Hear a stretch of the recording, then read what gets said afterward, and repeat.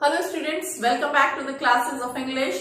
आज हम letter writing में ही सेकंड टाइप के लेटर्स करने जा रहे हैं, जो कि हैं जॉब एप्लीकेशंस।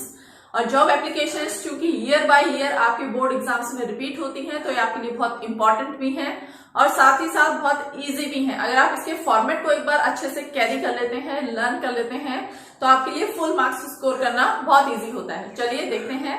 सबसे पहले ये कि जॉब एप्लीकेशन पे क्वेश्चंस किस तरह से पूछे जाते हैं। तो देखिए, क्वेश्चन दो तरह से आता है, आप कंफ्यूज ना हो, किसी भी टाइप से आपके एग्जाम में अपीयर हो सकता है। First type normal, you are Rahul Gautam from Jaipur. आप राहुल गौतम है, राइट एन एप्लीकेशन। आपको एप्लीकेशन लिखनी है, एप्लीकेशन और लेटर सेम चीजें हैं। टू द प्रिंसिपल, प्रिंसिपल को दिल्ली पब्लिक स्कूल का प्रिंसिपल है जयपुर। अप्लाई, और आपको अप्लाई करना है for the post of lecturer in English, English में लेक्चरर की पोस्ट के लिए। तो समझ में आया हमें कि ये लेटर है जिसमें आपको एक पोस्ट के लिए अप्लाई करना है, यानी सीधी सीधी ये जॉब एप्लीकेशन है। अब क्वेश्चन दूसरे टाइप से कैसे पूछा जा सकता है, देखिए आपके सामने एक एडवर्टाइजमेंट है, विज्ञापन है। विज्ञापन में क्या लिखा है, ऊपर स्कूल का नेम, उसके बाद में डेट। क्या कह रहे हैं, the school invites application for the post of lecturer in English. School lecturer की पोस्ट के लिए एप्लीकेशन इनवाइट करता है। पेमेंट नेगोशिएबल है, एज दे रखी है 35 से ज्यादा नहीं होनी चाहिए। क्वालिफिकेशन एज पर नॉर्म्स होने चाहिए। Write with CV to the principal, और सीवी के साथ यानी करिकुलम विटाए के साथ आपको अपने प्रिंसिपल को वो एप्लीकेशन लिखनी है। ओके, अब यहाँ पर लिखना है write an application in response to the above given advertisement. इस एडवर्टाइजमेंट के बेस पर, इस एडवर्टाइजमेंट को आधार मानते हुए आपको एक एप्लीकेशन लिखनी है। तो ये आपका क्वेश्चन टाइप 1, ये है टाइप 2। दोनों में एक ही बात कही गई है कि आपको इंग्लिश के लेक्चरर की पोस्ट के लिए अप्लाई करना है। ओके, अब चूंकि जॉब एप्लीकेशन एक तरह का फॉर्मल लेटर है, तो इसका जो फॉर्मेट है वो भी फॉर्मल लेटर जैसा ही है। बस इसमें आपको थोड़ा सा चेंज करना है कि क्वेश्चन में आपको एक एक्स्ट्रा चीज ऐड करनी होती है। वो चीज क्या है, यहाँ पर आपको क्या लिखा हुआ है, सीवी। क्या देना है आपको यहाँ पर, CV. Okay, what is CV? CV क्या होता है, CV is curriculum vitae. Okay, resume आपने नाम सुना होगा, बायोडाटा नाम आपने सुना होगा। इन सभी में हम क्या करते हैं, अपनी जो पर्सनल डिटेल्स हैं, आपका नेम, फादर्स नेम, आपकी एजुकेशनल क्वालिफिकेशंस, ये सारी चीजें आप एक फिक्स फॉर्मेट में लिखते हैं, एक सुंदर तरीके से लिखते हैं, ताकि अगले व्यक्ति पर अच्छा इंप्रेशन जमे और वो आपको जॉब दे। आप ज्यादा से ज्यादा जानकारियां कम से कम शब्दों में देने की कोशिश करते हैं। ओके, तो सीवी आ जाए आपके एग्जाम में या रिज्यूमे आ जाए, दोनों के रिस्पॉन्स में आपको क्या करना है, आपको अपनी जो पर्सनल डिटेल्स हैं, जो एजुकेशनल क्वालिफिकेशंस हैं, उनको शॉर्ट में लिखकर एप्लीकेशन के साथ लगाना है। ओके, चलिए देखिए अब जॉब एप्लीकेशन का फॉर्मेट क्या है। सबसे पहले आपको लिखना है सेंडर्स एड्रेस। पहले वीडियो में आपको बता चुकी हूँ 3 लाइनों में लगभग। उसके बाद एक लाइन छोड़ के डालेंगे डेट, फिर एक लाइन छोड़कर रिसीवर्स एड्रेस, किसको आप भेज रहे हैं उसका पता। देन सब्जेक्ट सैल्यूटेशन, जिसमें सर, मैडम, रिस्पेक्टेड सर, ये सब आप लिखते हैं। उसके बाद कम्युनिकेशन बॉडी, यानी आप क्या मैसेज, क्या लिखना चाह रहे हैं उस एप्लीकेशन में, वो सारी बातें यहाँ पर लिखनी है आपको। उसके बाद थैंकिंग यू, योर्स फेथफुली, आपका सिग्नेचर और आपका नेम। यहाँ तक फॉर्मेट आपका सेम है। उसके बाद आपको क्या करना है, देखिए लास्ट में यहाँ पर लिखना है एनक्लोज्ड, यानी इसके साथ में एक और चीज एनक्लोज करके भेज रहा हूँ। एनक्लोज क्या है, या तो सीवी। एग्जाम में अगर आपसे सीवी मांगा जाए तो आप लिखेंगे सीवी, और रिज्यूमे वहां पर लिखा हुआ आता है तो यहाँ पर आप क्या लिख देंगे, रिज्यूमे। अगर दोनों में से कुछ भी नहीं दिया हुआ तो आप किसी भी एक का नाम लिख सकते हैं। तो अब आपके सामने ये जो क्वेश्चन है, इस क्वेश्चन के बेस पर एक जॉब एप्लीकेशन हम लिख के देखते हैं। चलिए, so here is the solution of your question.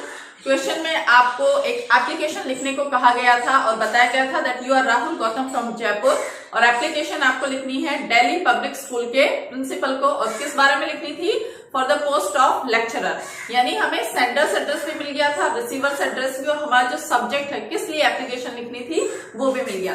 तो चलिए देखते हैं। इमेजिन कीजिए ये आपकी कॉपी के 2 पेजेस हैं। तो फर्स्ट पेज में आपको क्या करना है, अपनी पूरी एप्लीकेशन या लेटर लिखना है, और सेकंड पेज पे आपको क्या, अपना सीवी या रिज्यूमे लिखना है। ओके, तो एप्लीकेशन जब आप स्टार्ट करें तो आपके पेज का जो लेफ्ट हैंड साइड है उससे टच करके आप पूरा उस मार्जिन से टच करके अपनी एप्लीकेशन को स्टार्ट करें। ओके, सबसे पहले हमने फॉर्मेट में देखा, हमें क्या लिखना है, सेंडर्स एड्रेस। सेंडर कहाँ का है, जयपुर का, तो यहाँ पर कोई भी जयपुर का एड्रेस बनाकर आप लिख सकते हैं। उसके बाद आपको क्या करनी है, यहाँ पर एड्रेस के तुरंत बाद एक लाइन ब्लैंक छोड़नी है और फिर डालनी है डेट। डेट इसी फॉर्मेट में डालेगी 26 नवंबर 2020।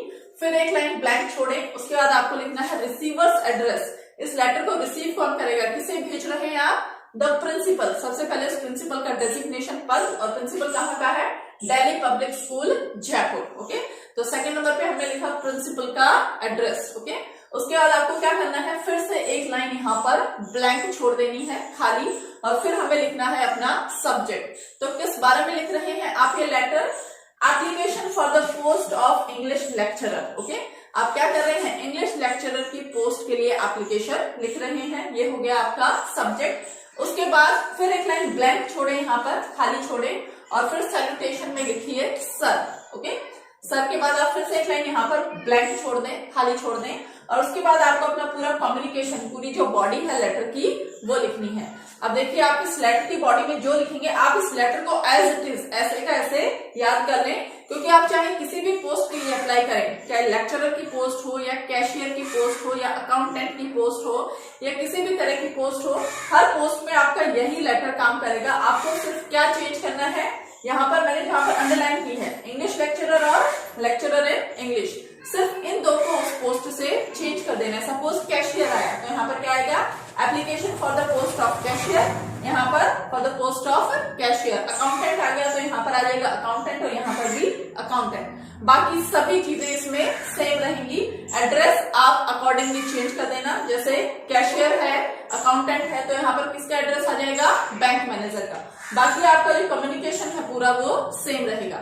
चलिए अब समझते हैं इसमें क्या लिखा हुआ है। In response to your advertisement published in Rajasthan Patrika dated 22 नवंबर 2020, कि आपका जो एडवर्टाइजमेंट विज्ञापन छपा था राजस्थान पत्रिका में, उसके रिस्पॉन्स में, उसके प्रत्युत्तर में मैं ये लेटर लिख रहा हूँ।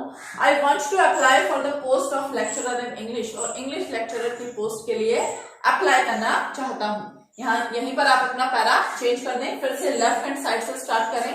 अब आपको क्या करना है, इसको शॉर्ट करना है, क्योंकि आप अपनी सारी डिटेल्स आगे देने वाले हैं, इसलिए आप क्या कहेंगे, इंप्रेशन बनाने के लिए, if I am given a chance, अगर मुझे मौका मिलता है, I will serve the institution, तो मैं संस्था की सेवा करूंगा with the best of my ability, अपनी पूरी योग्यता से। माई CV रिज्यूमे, ये लाइन जरूर डालें, is enclosed for your kind consideration. मैंने अपना CV भी लिख सकते हैं आप, अगर एग्जाम में CV आया है और रिज्यूमे आया है तो रिज्यूमे, वो आपके कंसिडरेशन के लिए, आपके विचार के लिए मैंने अपनी एप्लीकेशन के साथ एनक्लोज कर दिया है, लगा दिया है, नथी कर दिया है। ओके, लास्ट में आप कहेंगे थैंकिंग यू, योर्स फेथफुली, और लास्ट में आपका नेम।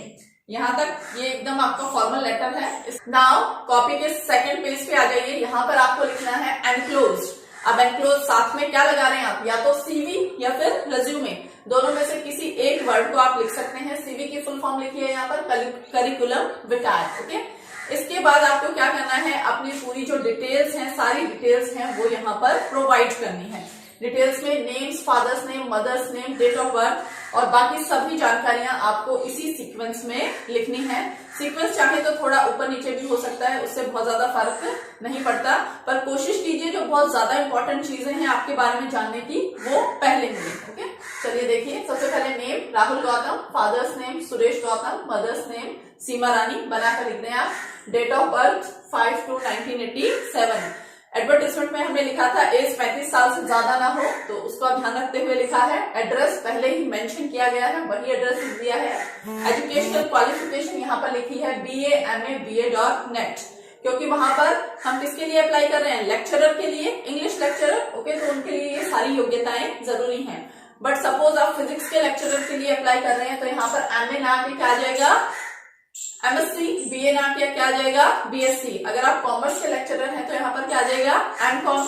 अगर आप कैशियर के लिए अप्लाई कर रहे हैं तो आप कंप्यूटर का कोई कोर्स लिख सकते हैं, O लेवल। ओके, उसके बाद देखिए आपने साथ ही साथ यहाँ पर लिखा है कि कौन से ईयर में की है और कितने % से की है। ओके, नेक्स्ट आप बता रहे हैं अपना एक्सपीरियंस 5 इयर्स। चूंकि आप लेक्चरर की पोस्ट के लिए अप्लाई कर रहे हैं, तो आपका एक्सपीरियंस कहाँ पे रहा होगा, इन स्कूल में पढ़ाया होगा, तो आपने स्कूल का नाम लिख दिया है।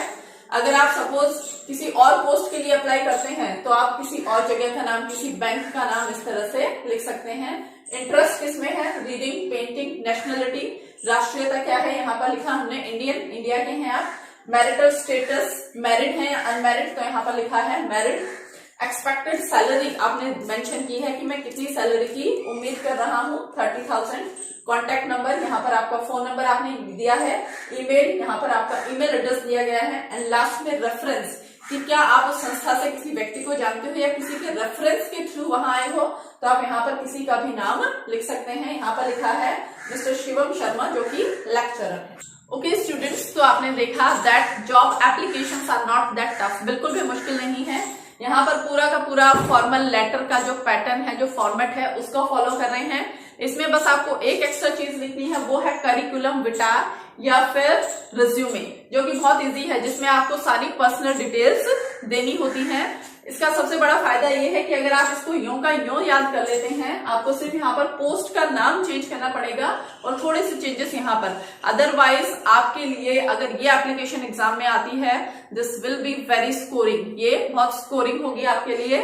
सो प्रिपेयर इट वेल, इसे अच्छे से तैयार कर लें। And yes, today I am closing my class. मिलेंगे इन द न्यू क्लास, नई क्लास में with a new topic. Till then keep studying. Good bye.